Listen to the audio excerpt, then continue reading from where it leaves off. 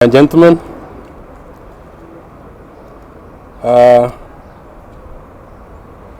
I'm making this statement to correct some misleading statements which were made last week and give the Kenyans the big picture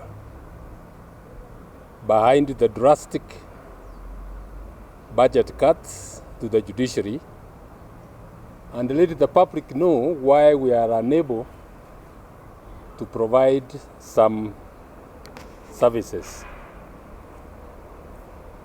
Let me begin by thanking the Kenyans and many others who have spoken in support of our case with regard to these budget cuts.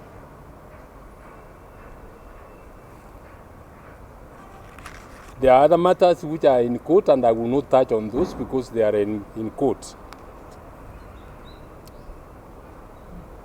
Under our Constitution, as is stated in Article 1, all sovereign power belongs to the people of Kenya and shall be exercised only in accordance with the Constitution. The people of Kenya have delegated the exercise of that power to the three arms of government, that is the judiciary, the legislature, and the executive, as well as to the independent commissions established under the Constitution. Parliament and the legislative assemblies are to exercise the people's legislative power and at the county levels, at the national and the county levels respectively. The people's executive power is to be exercised by the national executive at the national level and the executive structures at the county levels. And the people's judicial authority is to be exercised by the judiciary and the independent tribunals established under the Constitution. All these organs of state are to exercise the functions delegated to each of them as is stated in the Constitution. For these organs to operate properly, they require to be reasonably funded.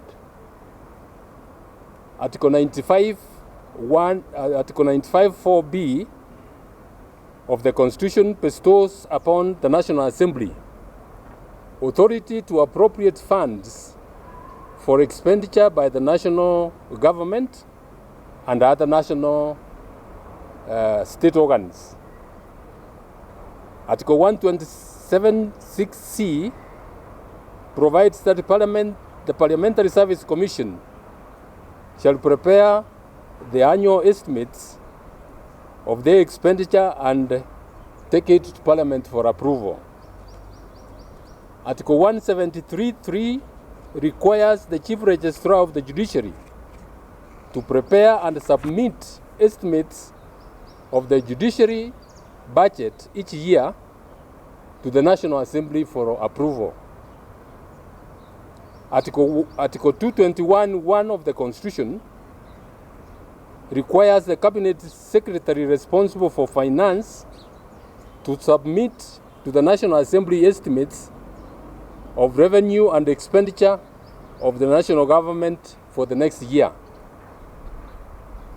Upon consideration and approval of the budget estimates of Parliament, the judiciary, and the national government, Article 221(3) and 6 provide that those estimates shall be included in an appropriation bill which shall be introduced in the National Assembly for purposes of authorizing the withdrawal from the consolidated fund of the money needed for expenditure. Once the Appropriation Act is passed, the Cabinet Secretary for Finance has no control over the parliamentary or judiciary budget.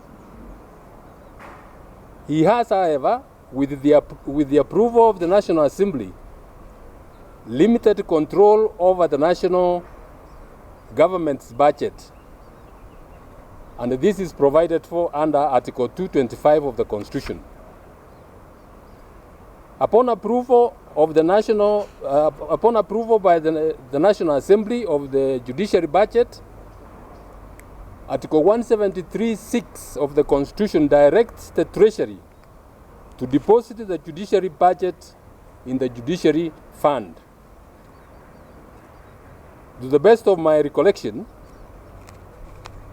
the Constitution does not give such a direction in respect of the budget of any other state organ. To that extent, the Constitution accords the judiciary special treatment. The question, I'm sure in your minds, ladies and gentlemen, is why this discrimination? Why give the judiciary special treatment? Please allow me and bear with me to explain this, and in particular for the people of Kenya to understand. World over, in all democratic states governed by their respective constitutions, constitutional power is constrained power. I want to repeat that. Constitutional power is constrained power. What that means, fellow Kenyans, is that no single arm of government is authorized to exercise all the sovereign power of the people. The three arms of government, that is the judiciary, the executive, and the legislature, are equal, and each has to keep to its lane. To put it in simple terms, none of the three arms of government should control or direct how any other arm should exercise the power the people of Kenya have delegated to that state organ. Fellow Kenyans,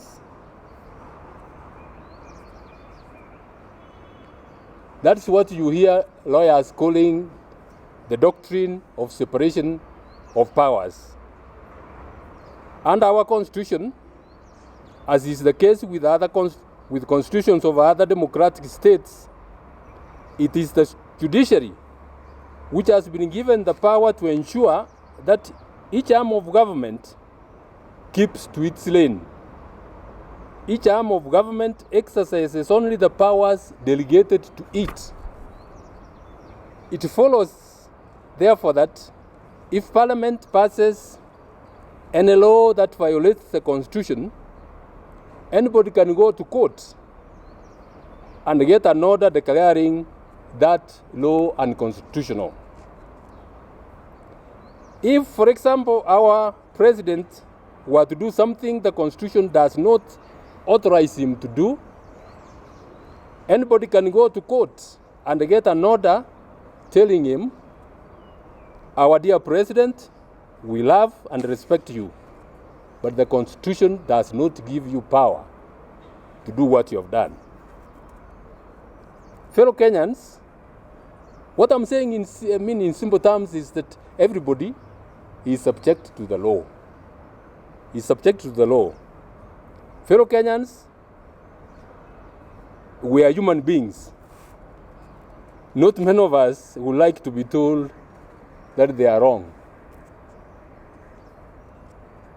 You don't expect a government official to be happy when told that he has corruptly taken government resources. Do you? So, fellow Kenyans, in some decisions the judiciary makes, it is bound to clash with some officials in other arms of government. It is for this reason,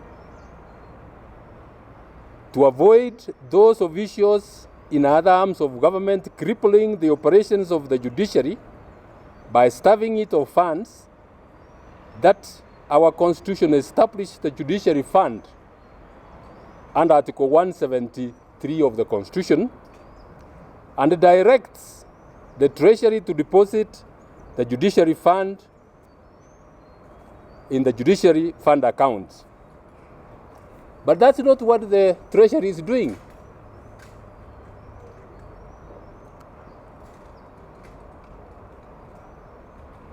I will tell you why. After the promulgation of the Constitution in 2010, pursuant to Article 173, the judiciary tabled its 2011, 2012, and the 2012-2013 budget proposals in the National Assembly, and they were approved. It is important to note that in the year 2013-2014, the National Assembly allocated the judiciary 17.827 billion shillings, representing 0.99 of the national budget, the highest budget allocation that the judiciary has ever received. You will see later that there are some, there's a time the judiciary was given 18 point something billion. But I'm saying this one was the highest because in relation to the budget of that year, that was the highest.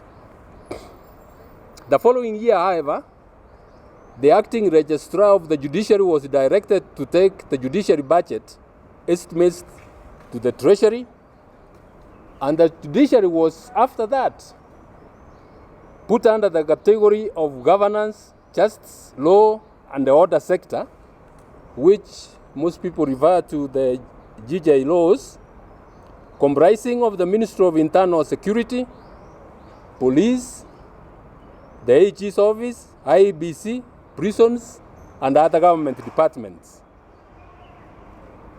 Some of the portions of this institution's budget is normally ring-fenced. My people tell me that when they go to those budget negotiations, they are told this amount is ring-fenced. The police have got to be given so much, this one has got to be given so much. The balance is now put on the table to be shared again among those institutions. I'm not saying that there is anything wrong with that. Some institutions require much more money than we do. But I want you to see the problem or the effect that is causing to the judiciary. Since 2014-2015 financial year, though the budget, the national budget has been rising, the judiciary budget has been declining. I don't have the percentages for quite a number of years here because the systems were down. But as I told you earlier, in 2013-2014, we got 0.99%, the highest we have ever got. In the year 2017-2018, we got 0.69%. 2018-2019, we got 0.66%. 2019-2020, we got 0.69%.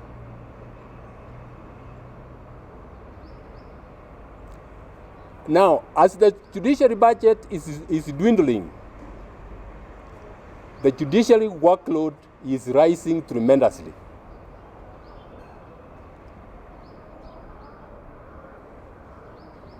And that is what is putting us in very, very serious problems. Admittedly, we Kenyans, we are a very, very litigious nation. An average of 400,000 cases are filed in our courts every year. With the manpower we have, we are able to clear about 300,000 cases per year. You can do your arithmetic and you will see that the budget, the backlog will continue piling up. And that's why we have serious problems. So with this, with the kind of budget going down, you will recall the last financial year we were given 50 million shillings for development. It is after there was an outcry that we got some money under the supplementary budget.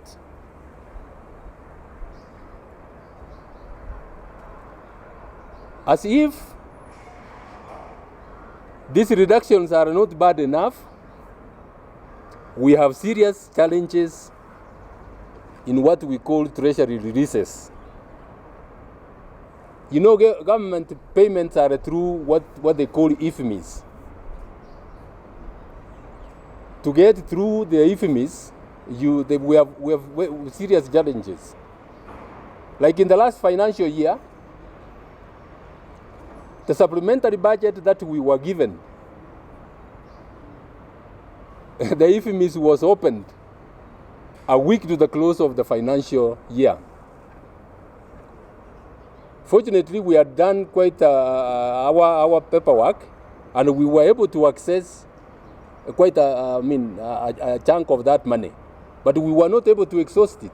Not because we didn't need it, but because the period the IFMIs was opened was simply too short.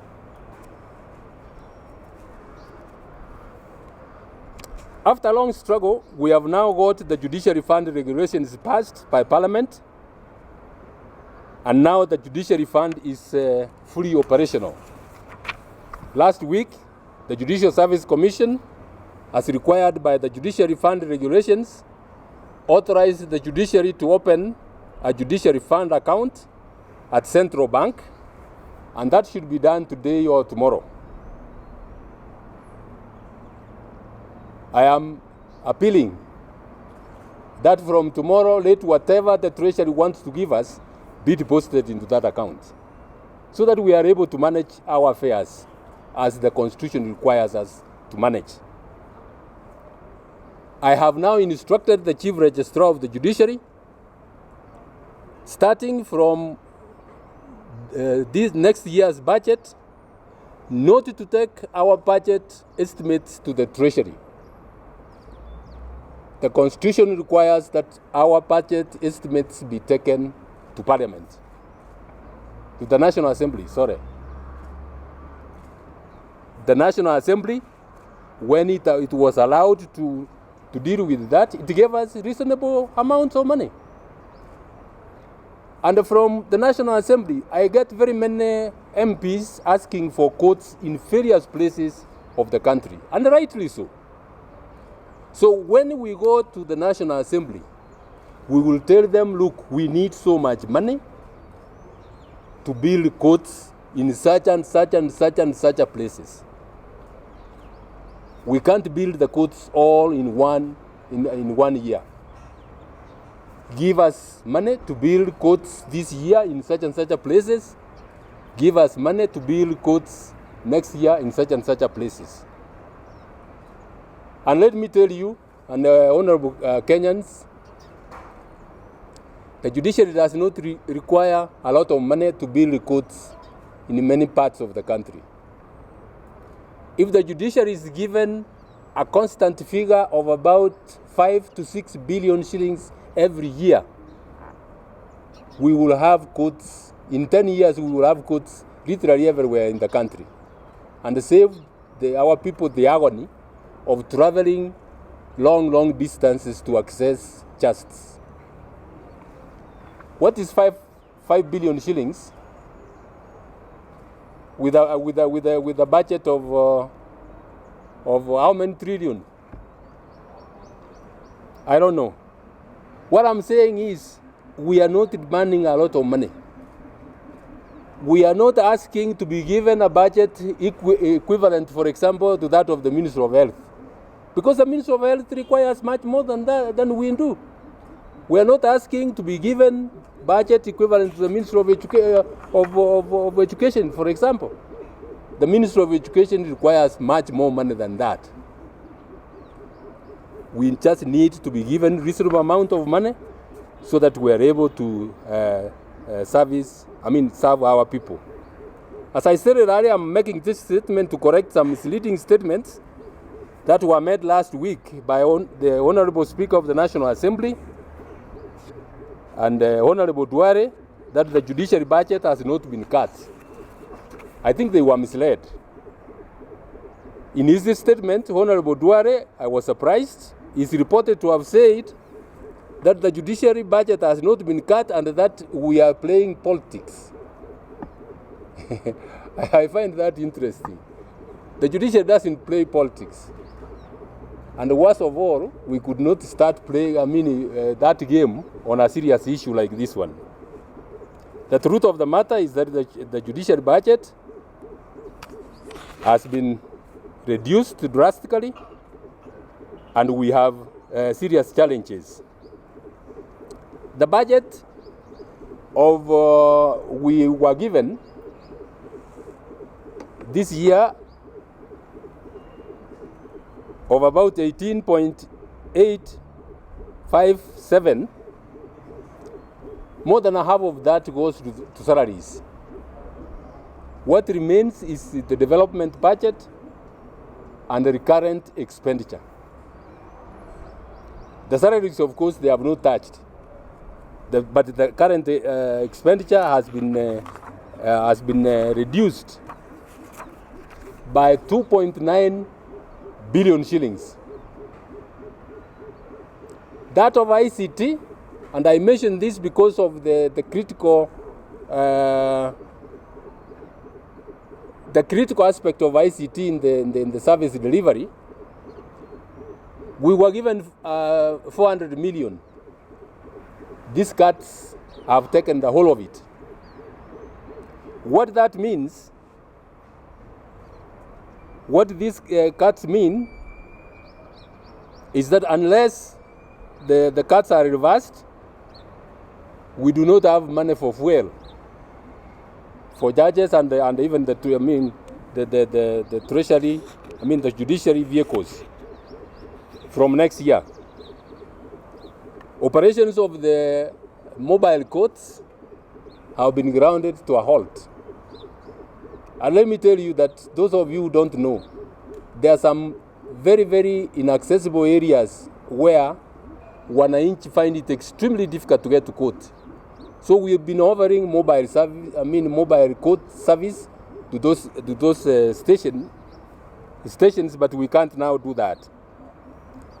The Court of Appeal makes circuits to Mombasa, Nakuru, Eldoret.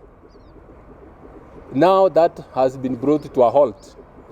The litigants in those areas, please don't expect the Court of Appeal to come there until we get budget.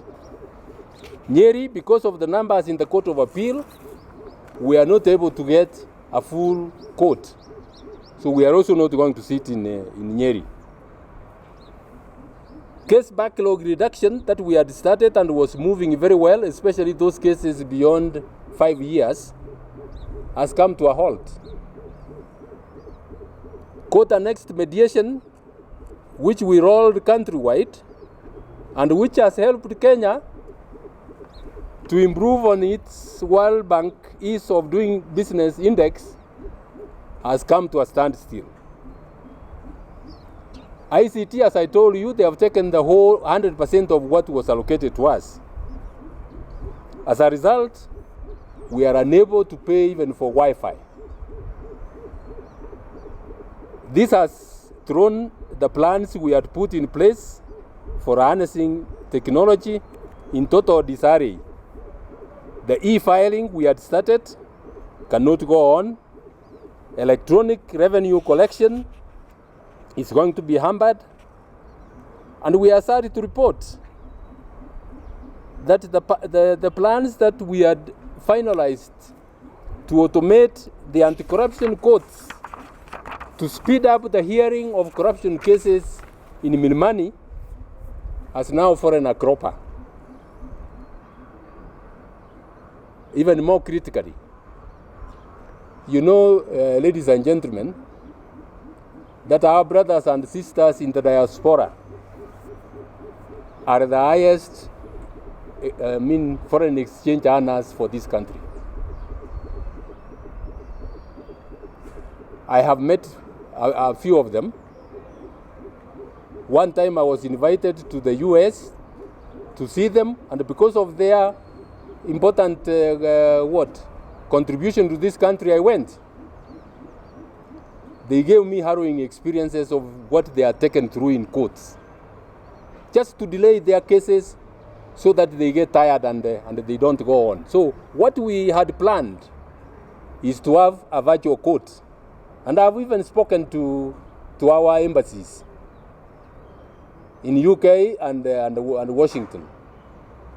We were on top of things to set up virtual courts in those stations so that the Kenyans can give evidence from where they are in the US and the UK, and we hear their cases and finalize. That one, I'm afraid, has now been put to the backyard.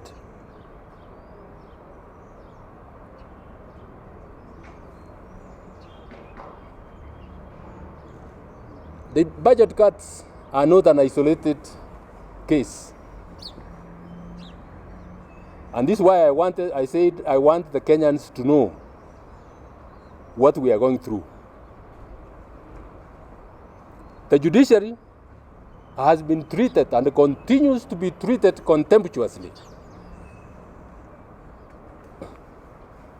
The CJ has no Mercedes car. When we applied, we were told, look, keep to the what? We don't want wastage. Keep to the minimum of 2,500 cc. It is wastage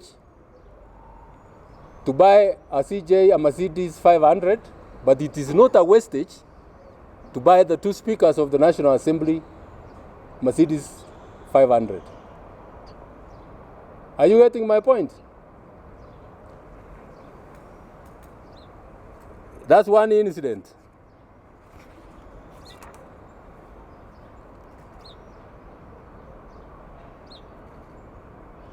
You read recently attempts to withdraw police traffic clearance for the CJ. But that clearance was given to very junior government officers. And you are told that it was a mistake. A mistake.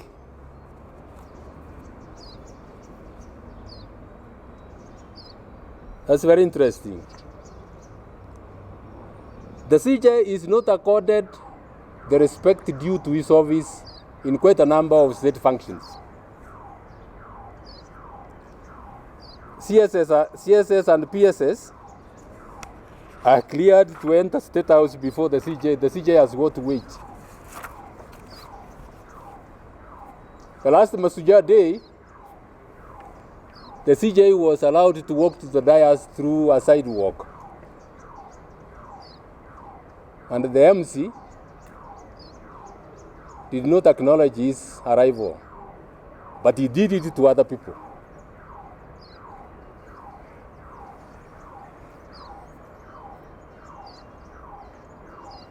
I have decided that unless I'm treated with the dignity due to my office, I will choose which of those state functions I will attend.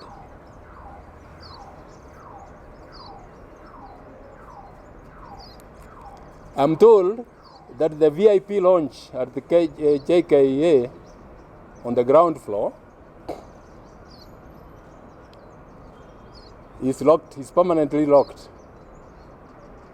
I'm told it is reserved for the DP. I doubt if the DP is even aware of that.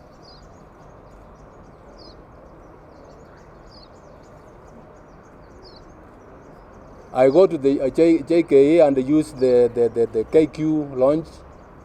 And by the way, I enjoyed the company of the passengers I get there. We laugh and talk very well. I'm not bothered about that.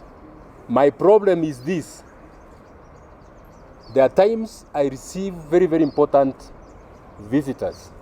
I have received fellow Chief Justices coming to this country.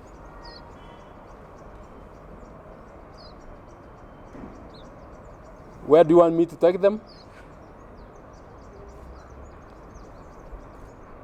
When I was flying last year, I was flying with one of the CJs who came at my request as an official. On official duty, and I had to go to the KQ lounge with him because it was crowded. Somebody had to vacate a seat for him.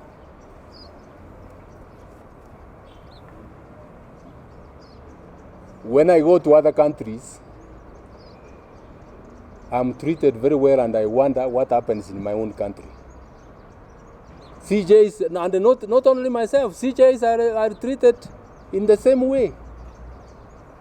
Here we have, a launch locked, and we are told, look, that one you can't access.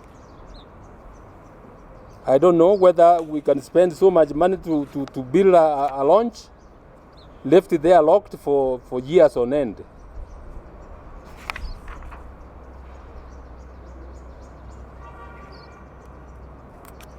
When the visitors of the stature of the Chief Justice come to this country, on official invitation, my understanding is that they are not just visitors of the host CJ.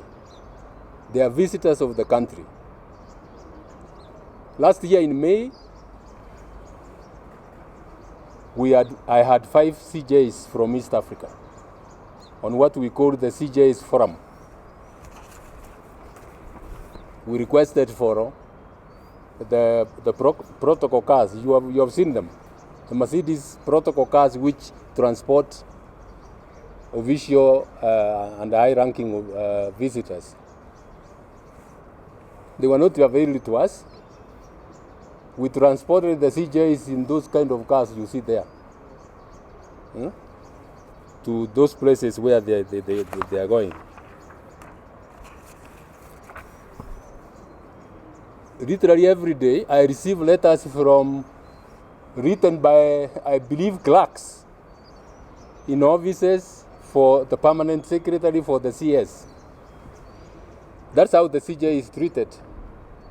A clerk is the one who addresses the CJ. I read most of those letters.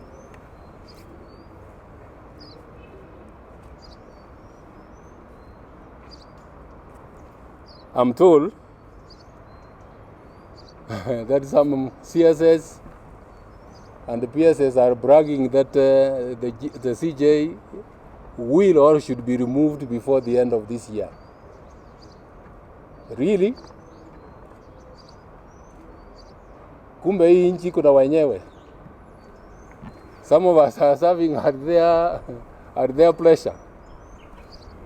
Let me tell you, my friends, the CJ is here exercising the mandate given to him by the Kenyan people.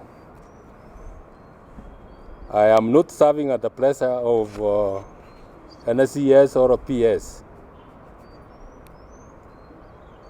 Let me also talk about some things that have caused a lot of friction with the other government agencies. You know of tender cases. They come to court and, the judiciary doesn't go out there looking for cases. Cases are brought to us. And when we deal with them and decide them, you hear people shouting out there that the judiciary is not allowing the government to operate. As I said, we don't go looking for those cases. The people who are complaining out there, if you care to search, you will find that it is the CSS and the PSS and other senior government officers and their cronies who are behind those tenders. The president said some times back that the tenderpreneurs, most of them are in his office. But to be fair to the office of the president, those entrepreneurs are everywhere, including even the public sector. These are the people who are trying to cripple the judiciary.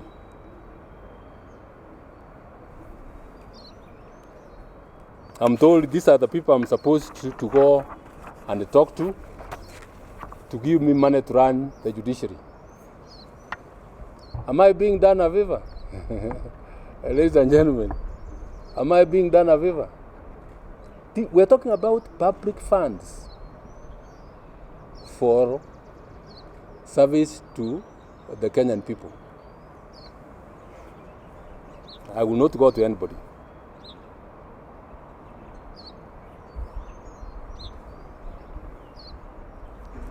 They are even bragging that they want again to have the judges and magistrates vetted.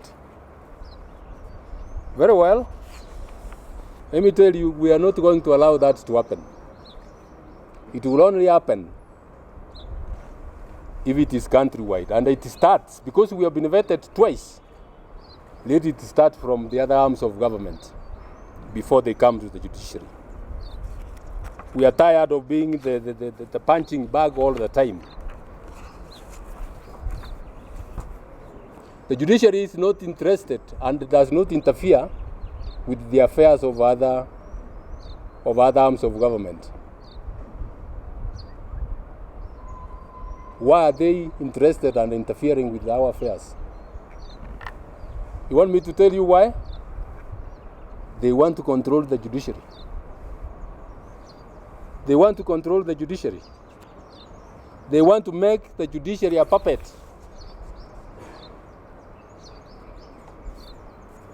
We can't do that. Let me say something about the court decrees against the government. The government should lead by example. It should be the first one to obey the law. It should not be the one leading in impunity. Right now, as I speak, we have hundreds of millions of decrees against the government. Some of them, I get pained, are pitiable cases. Somebody has been injured by a government vehicle and he has been awarded damages. As if to eat at the judiciary, nobody wants to pay those damages. Poor people, some of them I saw in the media. Somebody, a paraplegic, is carried from his house to be taken to bask in the sun. If there is nobody to carry him back, he will be rained on out there. And we are supposed to be a country which takes care of or is mindful of its own people's welfare. Understand me well. I'm not saying that the government has endless resources to pay everything. But if judgments have been made against the government has not appealed, or the government has appealed and the case has been dismissed, arrangements should be made to pay those judgments. That's what happens in civilized nations. But when we ask, I had a delegation of lawyers from Meru, all of them coming to tell me do something about it, and I told them there's nothing I can do. The courts have made their decisions, there's nothing I can do. I'm not saying that those decrees be settled in 1 year. Let arrangements be made to settle them gradually. I'm finishing. On corruption, I want to say that I'm 100%. I've said this before. I'm 100% with the president. And I want to appeal to the Kenyans. I know you want the criminals, the corrupt criminals behind bars. That has got to be done through due process.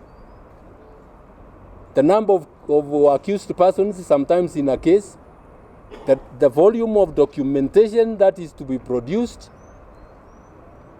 the number of witnesses, the lawyers involved, there is no way we can, we can do those cases in a day or two and finish. I have 10 magistrates sitting in Milimani dealing with those cases on a day-to-day basis.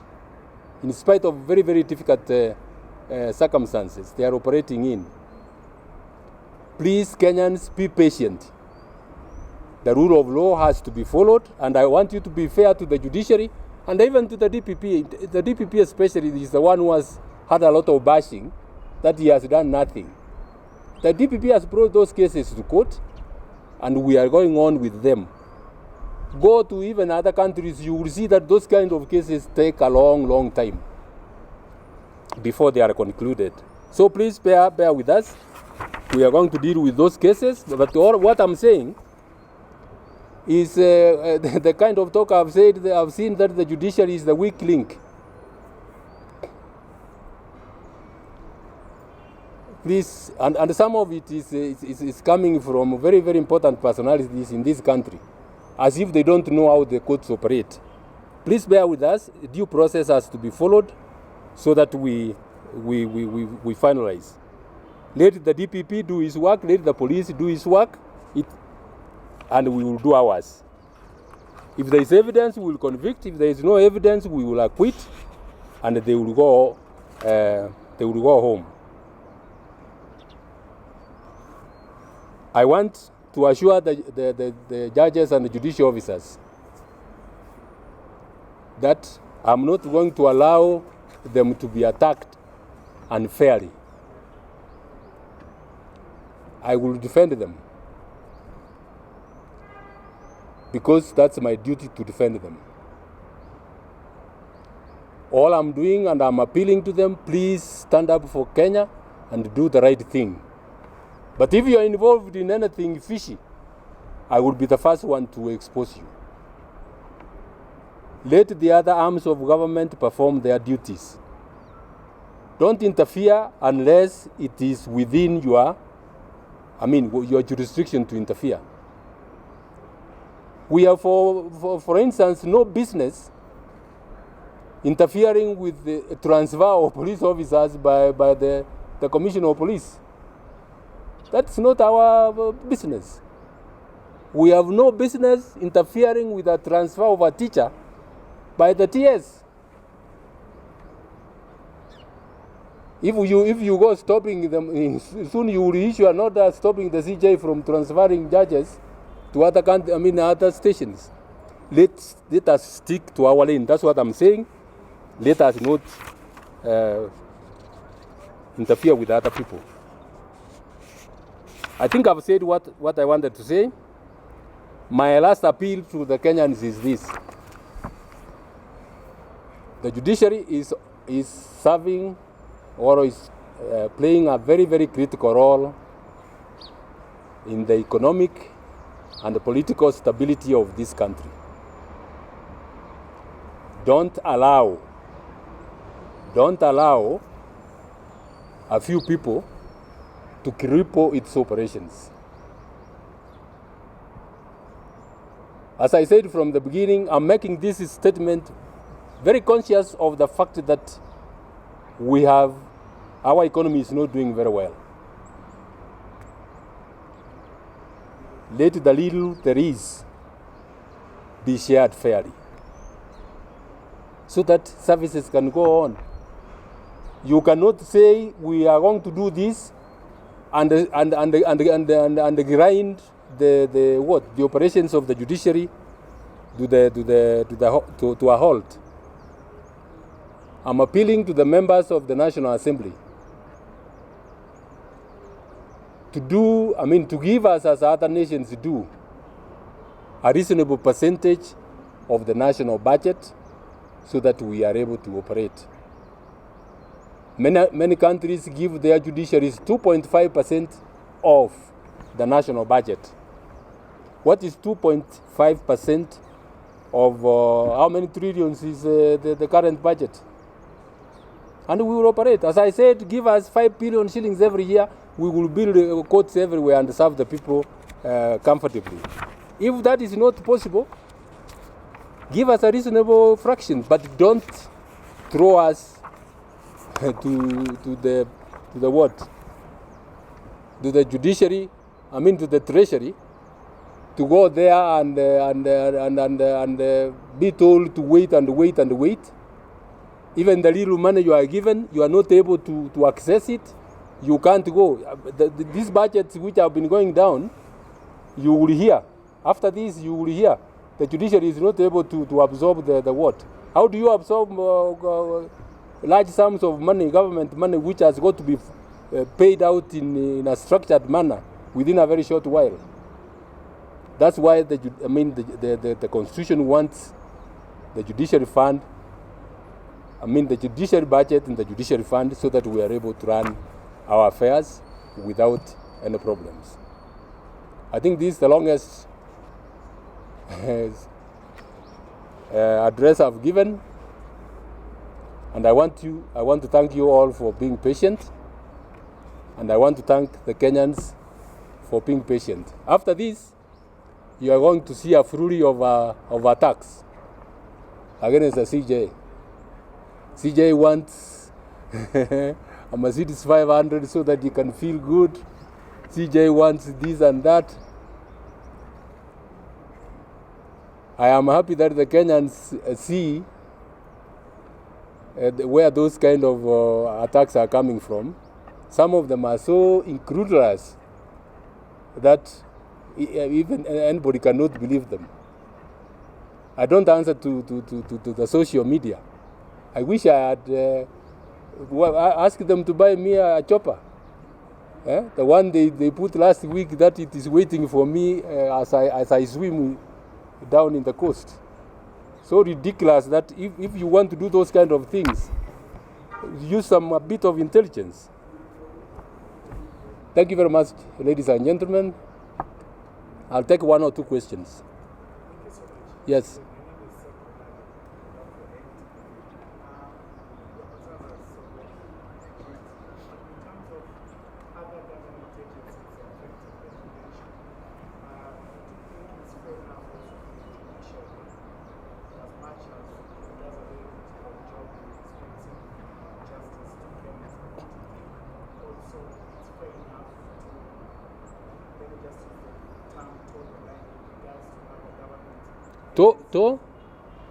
To toe the?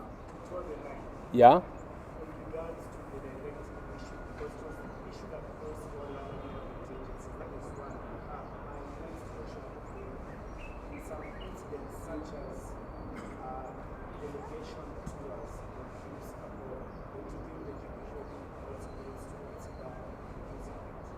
The trips abroad? Yeah.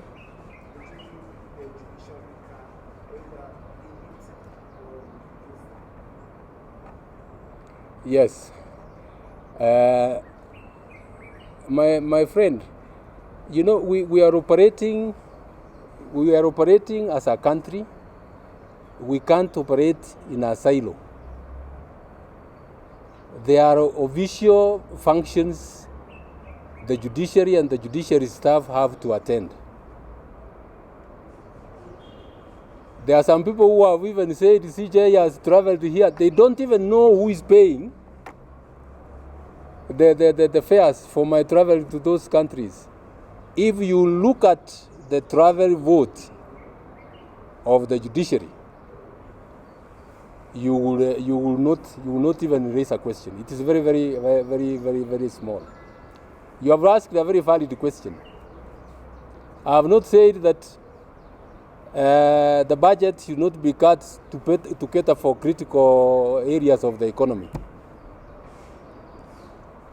Do you grind the operations of an institution to cater for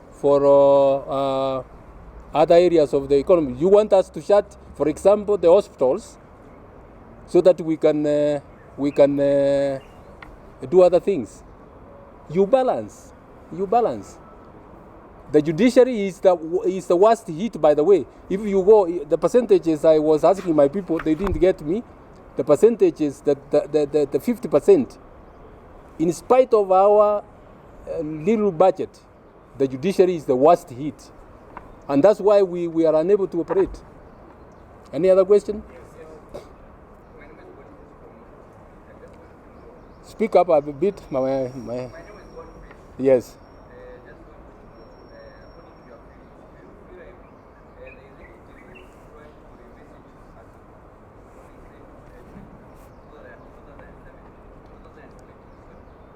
I don't know, and I have not said that, but I have given you what is happening in the judiciary.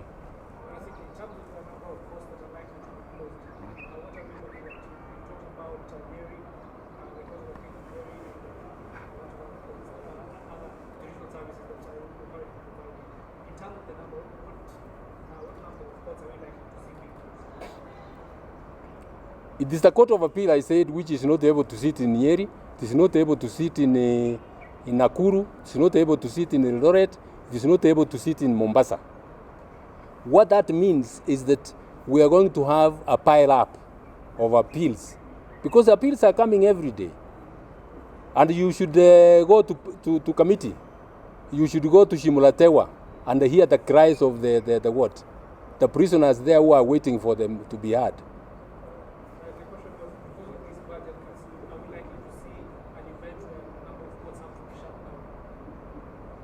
I've said we have already shut down the mobile courts. If they go on, I don't know. We could my people have not told me. We could I told you from next month, unless something is done, we don't have fuel. We will not have fuel. So you might find that some judges are not able to come to court.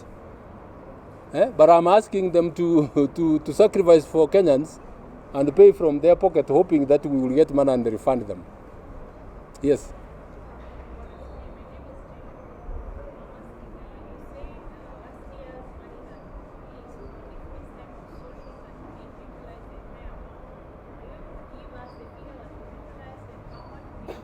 We utilized, we had about, was it 170 something million? We used, as I said, we were able to use an appreciable amount of that, about 150. We were not able to utilize about 30 million.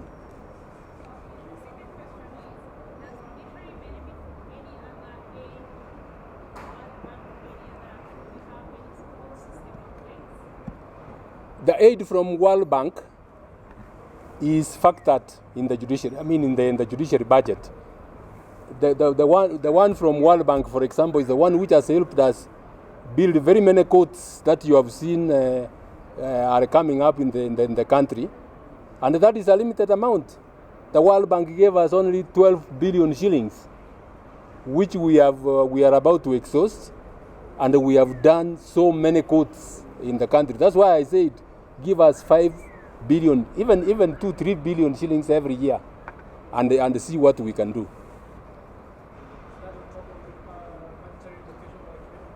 No, it is part of the allocation allocated to the judiciary. Look at this building. Look at this building. You have reminded me. I want to appeal. In fact, I want to invite the members of parliament, especially Mr. Cheptum of the Parliamentary Justice and Legal Affairs Committee, to pay us a visit here and see the kind of offices we have here. Our washrooms are meters away compared with theirs. You have seen the building which is coming up, which is about to be completed. Give us some money. We also look like an institution of government. Yes.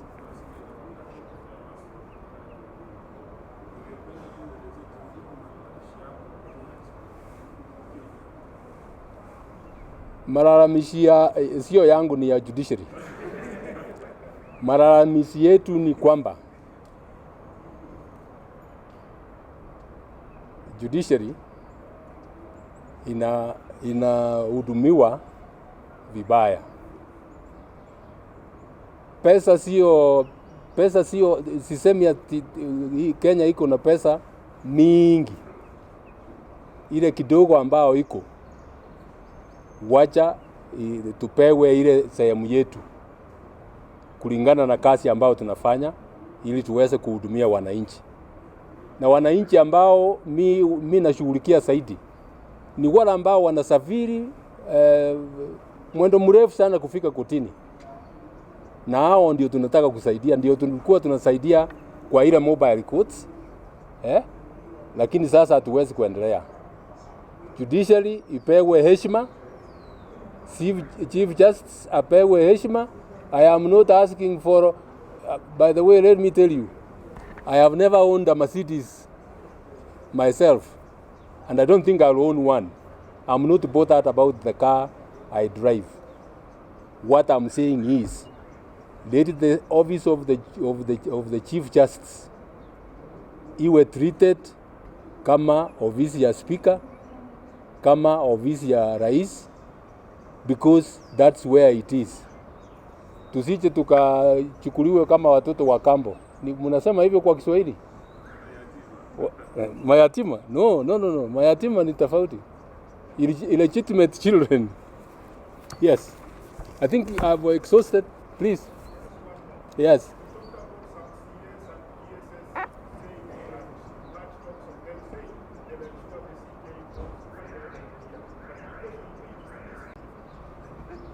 Resigning, because unless yes is saying I resign, I will not.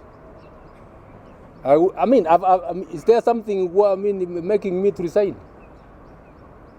There is nothing to make me to resign. People, at the end of the day, even if I resign, unless this problem is addressed, the incoming CJ will suffer the same. And we are not solving a problem. Yes, last one.